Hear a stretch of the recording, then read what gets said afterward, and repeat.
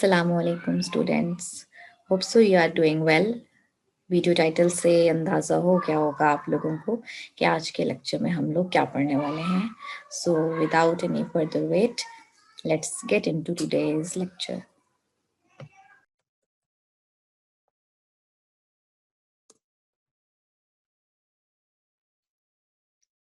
बच्चों ये जो मैं आपको दिखा रही हूँ ना, ये बेसिकली ये यही है कि हम कुछ स्पेसिफिकेशंस एंटर करते हैं और कोड जो है वो पीछे ऑटोमेट हो जाता है।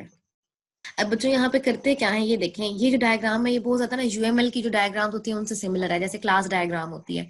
ठीक है, तो ये डायग्राम्स बहुत ज्यादा सिमिलर हैं उन डायग्राम से, जैसे कि हम लोग क्लास डायग्राम बनाते हैं यूएमएल लैंग्वेज को यूज करते हुए। ठीक है, यूएमएल को, अब यूएमएल में भी ना हमारे पास कैटेगरीज है। एक वो इनिशियल यूएमएल आई थी और एक हमारे पास थोड़ी एडवांस यूएमएल है। जो इनिशियली हमारे पास यूएमएल आई थी वो सिर्फ डायग्रामिंग की हद तक थी, वो कोडिंग को एम्बेड नहीं करती थी, वो कोड को ऑटोमेट नहीं करती थी, वो कोई भी एक्स्ट्रा फंक्शनैलिटी खुद से एडअप नहीं करती थी। मगर जो अब हमारे पास जो अब यूएमएल सपोर्टेड सॉफ्टवेयर्स हैं, जैसे कि भी आप देख रहे हैं ये वाला हो गया, और भी हमारे पास जो एमडीएसडी है ये भी यूएमएल सपोर्टेड है। इसकी बेस पे भी यूएमएल वर्क कर रही है, एमडीएसडी के भी बेस पर ना। इनका क्या कॉन्सेप्ट है, इनका ये कॉन्सेप्ट है, जैसे ये यूएमएल डायग्राम है, इस तरह की एक डायग्राम बनाई जाए और इस डायग्राम को कंसिडर करते हुए कोड जनरेट कर दिया जाए बैक पे। ठीक है, तो अब आपको सिर्फ ये बनाना पड़ता है और कंपाइल करना पड़ता है, यानी कि इस तरह की डायग्राम आप ड्रॉ करते हो, इसको कंपाइल करते हो। मेरे पास शायद मेरा एक प्रोजेक्ट पड़ा हुआ, मैं भी आप लोगों के साथ शेयर करती हूँ। आप लोग मतलब आप लोगों को ये करना पड़ेगा और कंपाइल करना पड़ेगा। वैसे ही अगर आप कोडिंग करते हैं तो आप पूरा कोड लिखते हैं, फिर उसको कंपाइल करते हैं और रन करते हैं, तो कोड को बेसिकली आप रन करते हैं। यहाँ पे आपने इस तरह की डायग्राम बना के इसको रन करना है, यानी कि ये जो डायग्राम है ये इनिशियल स्पेसिफिकेशन है, ये एक एब्स्ट्रैक्ट स्ट्रक्चर है। ठीक है, ये आपको बहुत डिटेल में नहीं बता रहा कि डाटा टाइप आपने इंट डिक्लेयर किया या नहीं डिक्लेयर की।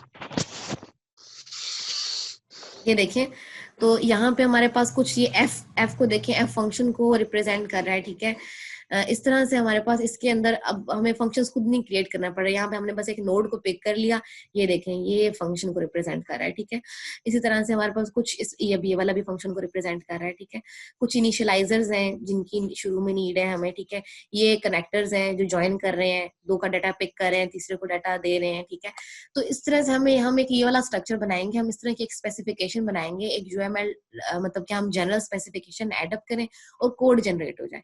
तो अगर आप एक डेवलपर को, सपोज अगर कोई अनरियल इंजन का डेवलपर है, उसको आप एक क्लास डायग्राम पकड़ा देते हो।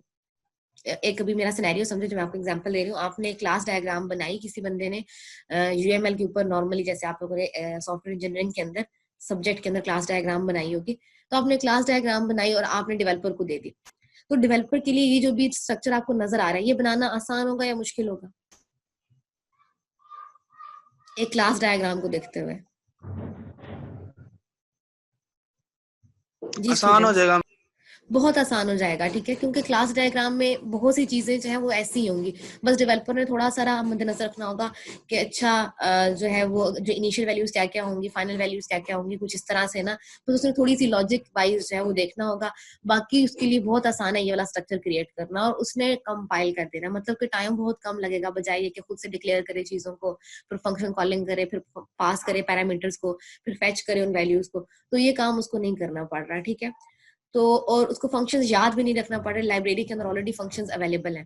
अब जब वो इस तरह का स्ट्रक्चर बना के इसको डायरेक्टली रन करता है तो कोड जनरेट हो जाता है ऑटोमेटिकली। ठीक है, अब मैं इसका कोड जनरेटेड हुआ अभी आप लोगों को ये देखें, ये पीछे इसका कोड जनरेट होता है। ठीक है, इसका कोड जो है वो हमारे पास C++ को ये सपोर्ट करता है, ये C# को भी सपोर्ट करता है। ठीक है, मतलब कि अनरियल इंजन, ये इसकी बात कर रही हूँ। तो कोड ये पीछे से जनरेट होगा। ये अब क्या, ये लोअर लेवल ऑफ एब्स्ट्रैक्शन है। जो आपको नजर आ रहा था वो हाई लेवल था, आपने हाई लेवल में काम किया, कोड को कंपाइल कर दिया। अगर आप डिटेल्स देखना चाहोगे तो आप इसकी लाइब्रेरीज को अंदर जाओ, इसकी फाइल्स को खोल के देखो, तो अंदर आपको डिटेल कोड भी मिल जाएगा। ठीक है, मगर जो डेवलपर है उसका टेंशन हट गई है, उसका जो वो मेन सिर्फ कॉम्प्लेक्सिटी पे काम करेगा, बाकी कोड ज्यादातर ऑटोमेटेड है, उसका टाइम नहीं लग रहा। ठीक है, और उसको इस कोड पर ज्यादा टाइम वेस्ट नहीं करना पड़ रहा, ये चीजें ऑटोमेटेड हो रही हैं। तो यही अप्रोच एमडीएसटी की भी है। ठीक है, अगर हम इस तरह से करेंगे तो आप मुझे बताएं, तो जीन बिजीवेन ने कहा था कि इम्पॉसिबल है, क्या किसी हद तक चीजें पॉसिबल हो जाएंगी? क्या कम टाइम के अंदर डेवलपमेंट पॉसिबल है? Yes ma'am. ठीक है, तो कम टाइम के अंदर डेवलपमेंट पॉसिबल है। ठीक है, कोडर का ज्यादा टाइम, क्योंकि अगर इस तरह की इंटरफेस होती है तो उसका वो उतनी जल्दी डेवलपमेंट नहीं कर सकता, उसका ध्यान बटा हुआ होता है कि कहीं पे मैं सेंटेंस से कोई मिस्टेक तो नहीं कर रहा इस तरह से। ठीक है, मगर वो नोड बेस्ड काम करना, जैसे कि ये अभी ये वाली चीज है, इस तरह से काम करना उसके लिए बहुत आसान है। बहुत कम टाइम के अंदर अच्छी खासी जो है चीजें, और इजी इजी एप्स बहुत आसानी से डेवलप हो सकती हैं, और जो कॉम्प्लेक्स चीजें हैं उसमें डेवलपर थोड़ा बहुत टाइम ले लेगा, और काफी हद तक इस नीड को पूरा किया जा सकता है, जो कि इम्पॉसिबल नीड है हमारी। ठीक है, उसको पॉसिबल किया जा सकता है।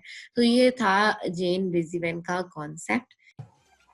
यहाँ पर आज का लेक्चर होता है complete. So we will interact in the next lecture. Till then, अल्लाह हाफिज।